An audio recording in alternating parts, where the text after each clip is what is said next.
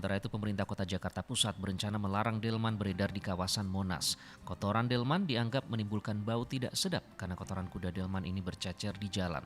Lalu pelaksana tugas Wakil Wali Kota Jakarta Pusat Iqbal Akbarudin mengatakan pihaknya tengah membentuk gugus tugas untuk melarang delman di kawasan Monas. Dan untuk membahasnya saya sudah terhubung dengan pengamat tata kota dan transportasi Yayat Supriyatna. Kang Yayat, selamat sore. Selamat sore Mas Fadli ya.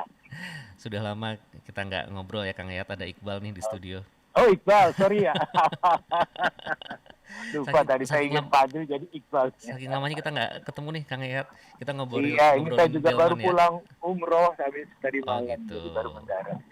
Ya semoga ini ya, saya lupa titip doa kemarin. Tapi sehat-sehat selalu ya Kang Yayat ya. Sudah didoain semuanya. Ya. Oke, kita ngobrol soal larangan delman beroperasi nih Kang Yayat di Ya. kawasan Monas. Ini sudah terbit sejak tahun 2016, Surat Edaran Wali Kota nomor 36 tahun 2026. Nah, kenapa baru saat ini ditegakkan? Tanggapan Anda gimana Kang Yayat? Ini ada dua sudut pandang. Yang pertama sudut pandang politis dan sudut pandang sosiologis. Kalau sudut pandang politis itu jelas, sudah ada peraturan 2016, kenapa tidak dijalankan? Mengapa tidak berani dieksekusi? Itu kan ada persoalan-persoalan dilematis dalam konteks sisi pencitraan, kepentingan, maupun sisi lainnya. Kenapa selalu timbul tenggelam? Itu kan tergantung siapa yang mengambil keputusan dan siapa yang dalam tanda kutip yang memaksa harus dijalankan kembali. Gitu. Ini kan ada inkonsistensi dalam penerapan peraturan.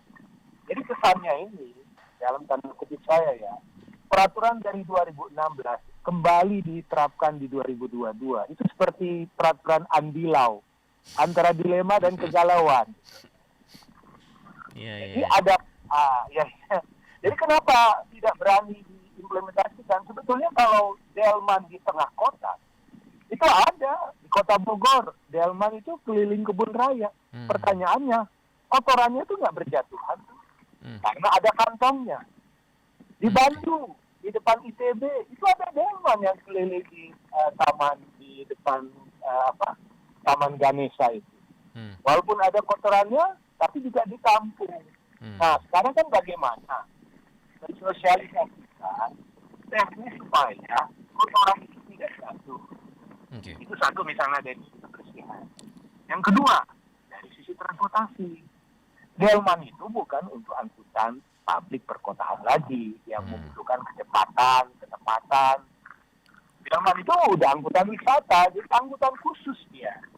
Nah, pertanyaannya kan, kalau dia angkutan khusus, harusnya ingin diperlakukan sebagai angkutan wisata. Ditetapkanlah jalurnya mana, jam berapa operasionalnya, kemudian hal-hal apa yang harus ditaati dan dipatuhi. Jadi peraturan itu ketika melarang harus bisa memahami implikasi atau dampak dari peraturan itu. Jadi ibaratnya bukan sekedar melarang, tapi kalau ada dampaknya, justru disitulah menariknya kita ditantang untuk kreatif untuk menyelesaikan masalah. Kalau sekedar masalah kotoran kuda, itu kan bisa belajar dari tempat lain. Kenapa di tempat lain bisa dijalankan? Jadi karena khusus, treatmentnya juga harus khusus gitu ya Kang Yayat ya? Iya. Ini kan surat edaran. Surat itu kan edarannya pertama ini. satu, kalau misalnya kita memperdebatkan apa sih menyebabkan, kalau saya sudah setuju delman bukan angkutan publik. Delman itu bukan untuk angkutan yang model yang era modern kecepatan. Delman itu angkutan khusus wisata. Dan Monas itu adalah destinasi wisata. Nah, jadi pertanyaannya kalau misalnya Monas itu bukan destinasi wisata, ya berarti kan tidak ada daya tarik lain. Kemudian delman pun kalau menurut saya, kalau tidak bisa memutar di sekitar Jalan Merdekanya, apakah memungkinkan di dalam Monasnya itu sendiri? Ditetapkanlah jumlahnya berapa, ditandai nomornya. Nah, itu kan sebetulnya bagaimana ini ya. Nah, yang kedua, dari sosiologisnya. Secara sosiologis kan harus kita lihat implikasi dari pelarangan ini berdampak kepada apa. Misalnya contoh, berapa jumlah pengelola delman yang menjalankan ini. Nah, berarti kan ada potensi kalau mereka dilarang, mereka pasti akan kehilangan lapangan pekerjaan. Nah, pertanyaannya, ada nggak alternatif lain lokasi yang bisa jadikan pilihan? Ada, misalnya, boleh nggak di Ancol? Hmm. Ancol kan bisa saja sebagai destinasi wisata, pusat keramaian, di pantai publik. Tapi dengan syarat dan ketentuan yang berlaku bisa dibuat. Kemudian di Ragunan. Ditetapkan saja. Di semua destinasi wisata ada angkutan-angkutan yang bisa melayani. Jadi kalau memang mau diharapkan, kalau dia bagian dari skenario wisata, mengapa tidak kita mengembangkan ini? Jadi pertanyaannya kan, persoalan politis dengan sosiologis ini memang berbenturan. Oke. Bukan sekedar melarang, tapi kita tidak memberikan jawaban. Oke, Kang Ayat, berarti kalau kita melihat dari indikator-indikator itu, surat edaran belum dicabut dan Delman masih terus beroperasi sampai sekarang. Artinya selama ini nggak pernah ada sosialisasi yang memang komitmen begitu dari pihak berwenang. Ayo dong jaga kebersihan gitu, kotorannya harus dijaga atau seperti itu, gimana, Kang Ayat? Nah, pertanyaannya begini. Peraturan 2016 itu dimandatorikannya ke siapa? Ini kan harus jelas. Dinas Perhubungan. Sasarannya Apakah Dinas siapa, Perhubungan gitu ya? ngurus Delman atau tidak? Dinas Pariwisata ngurus Delman atau tidak? Satpol PP. Atau siapa yang bertanggung jawab dengan itu? Itu kadang-kadang ada peraturan, tapi mandatori, mengacu kepada tentang perda ketertiban. Itu kan harusnya ada sinergi antara peraturan wali kota yang dikeluarkan itu dengan mandatori peraturan daerahnya. Kalau dia melanggar perda peraturan mana yang dilanggar? Tentang ketertiban.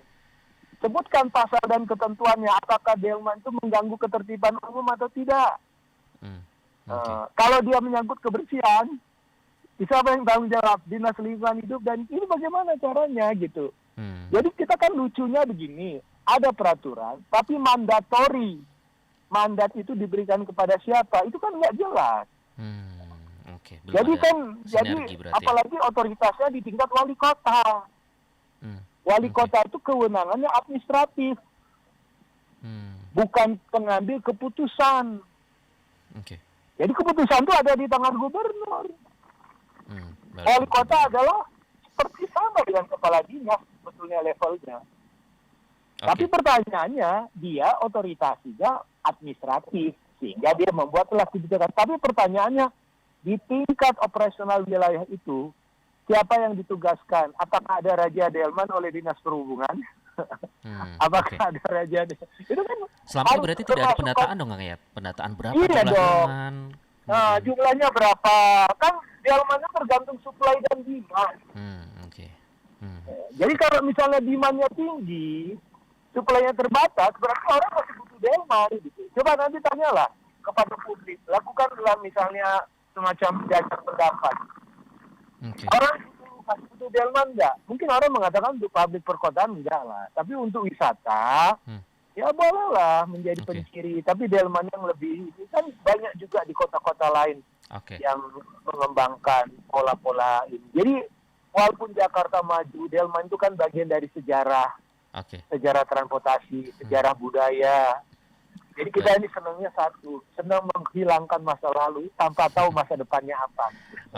Kang Ayat, kita melihat ke depan deh, looking forward. Jadi tadi kalau dari segi sosialisasi jangan sampai melupakan mereka yang nanti bisa kehilangan pekerjaan, tapi di sisi lain juga untuk kesejahteraan kuda misalnya. Nah, untuk win-win solution, apakah transportasi ada bentuk transportasi lain yang bisa menggantikan Delman tersebut, jadi orang tersebut tetap mendapatkan pekerjaan tapi lebih ramah lingkungan sebagai alat pariwisata di lingkungan Monas?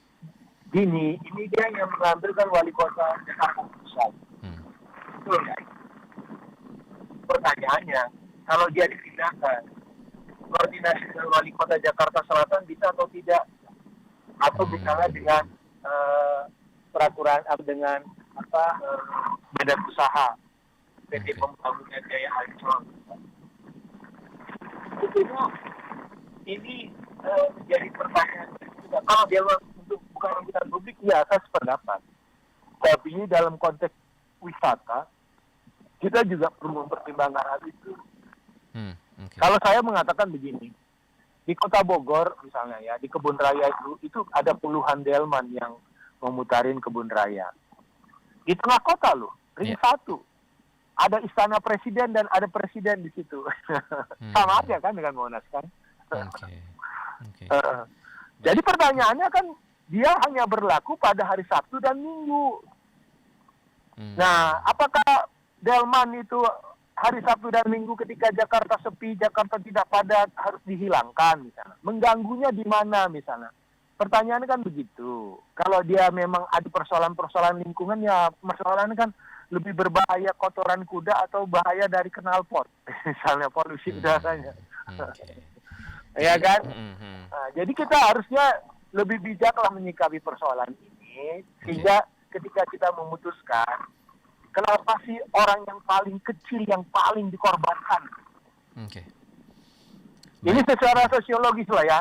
Mengapa kita tidak berani melarang orang-orang kaya yang punya mobil, pindahlah ke public transport.